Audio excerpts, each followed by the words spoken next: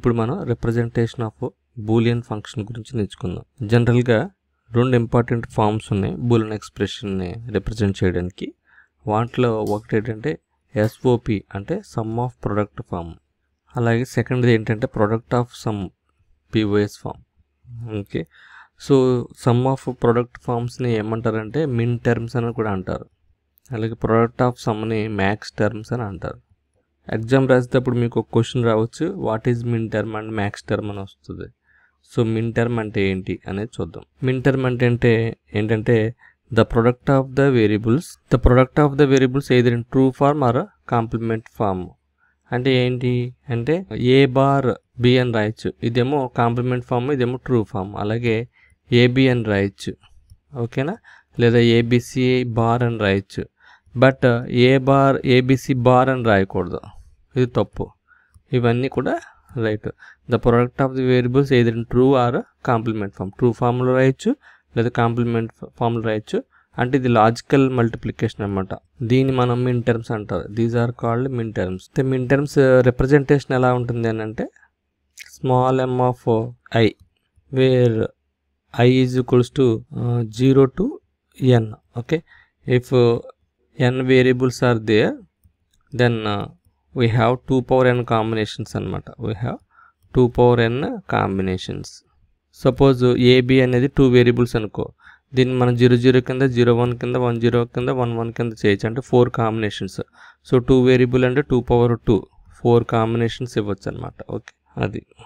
అలాగే next max term అంటే ఏంటి చూద్దాం. మ్యాక్స్ టర్మ్ అంటే ఏంటి? మిన్ టర్మ్ అంటే సమ్ ఆఫ్ ప్రొడక్ట్లు, సమ్ ఆఫ్ ప్రొడక్ట్. అంటే దీన్ని మనం A bar B plus AB plus ABC bar ఇలా రాస్తే దీన్ని మిన్ టర్మ్స్ కింద తీసుకోవచ్చు.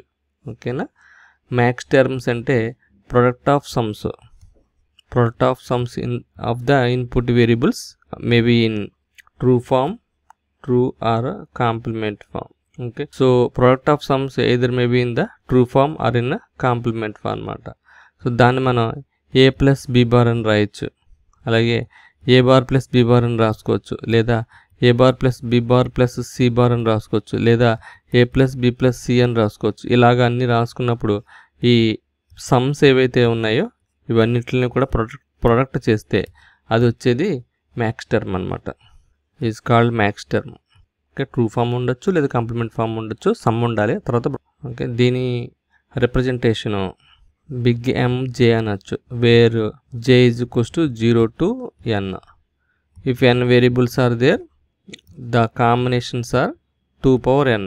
యాజ్ యూజువల్ సేమ్ ఇక్కడ ఎలా ఉందో అదే కాంబినేషన్స్. ఓకే, సో ఇలాగా మనం మిన్ టర్మ్స్ని మ్యాక్స్ టర్మ్స్ని ఐడెంటిఫై చేయొచ్చు. ఇప్పుడు ఒక చిన్న ఎగ్జాంపుల్ ద్వారా మిన్ టర్మ్స్ మ్యాక్స్ టర్మ్స్ని చెప్తాను. 3 వేరియబుల్స్ తీసుకుంటున్నాను, అంటే ఇవి 000 కాంబినేషను, 001, 010, 011, 100, 101, 110, 111. నెక్స్ట్ దీంట్లో మిన్ టర్మ్స్, అలాగే మ్యాక్స్ టర్మ్స్.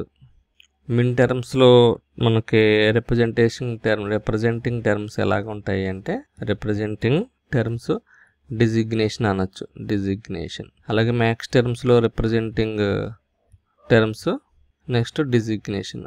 ఓకేనా. సో ఇక్కడ మీరు గుర్తుపెట్టుకోండి, 0 ఉందనుకోండి బార్ వస్తుంది, 0 ఉంటే బార్ రాయాలన్నమాట ఎస్ఓపి ఫామ్లో.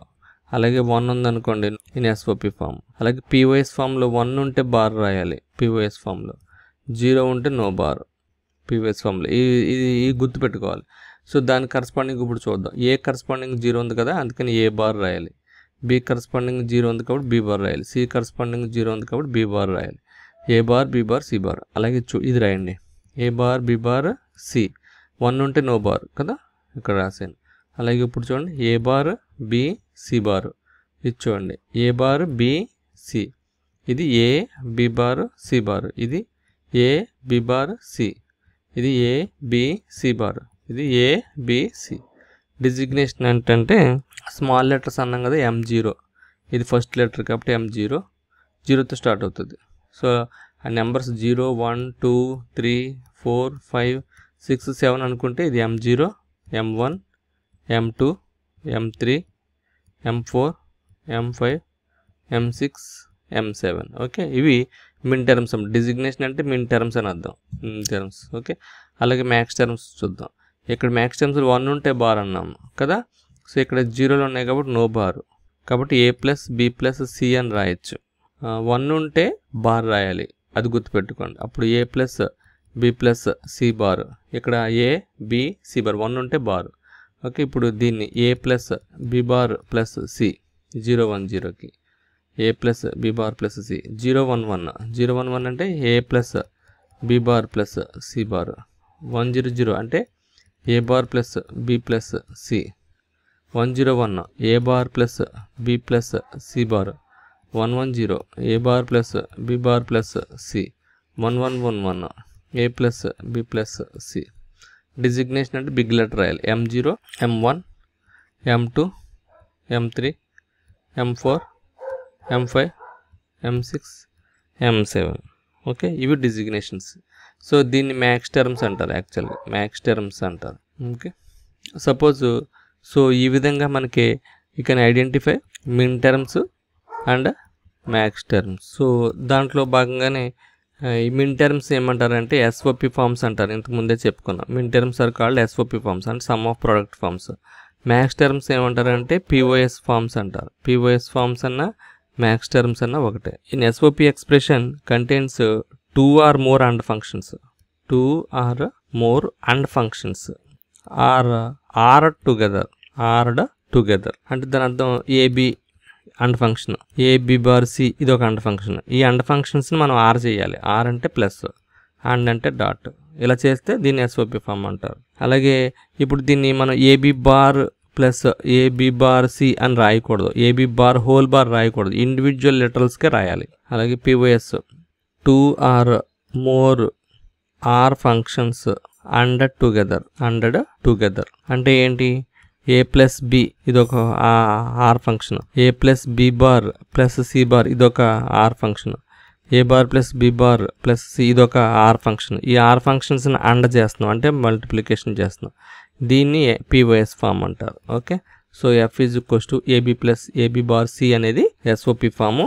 F is equals to A plus B into A plus B bar plus C bar into A bar plus B bar plus C అనేది POS ఫాము. సో ఈ విధంగా SOP POS ఫామ్స్ని మీరు identify చేయొచ్చు. So ఈ video కనుక మీకు నచ్చినట్టయితే subscribe చేయండి, షేర్ చేయండి, లైక్ చేయండి, మరి ముఖ్యంగా బెల్ ఐకాన్ ప్రెస్ చేయడం మర్చిపోకండి. Thank you very much. See you again. Bye by.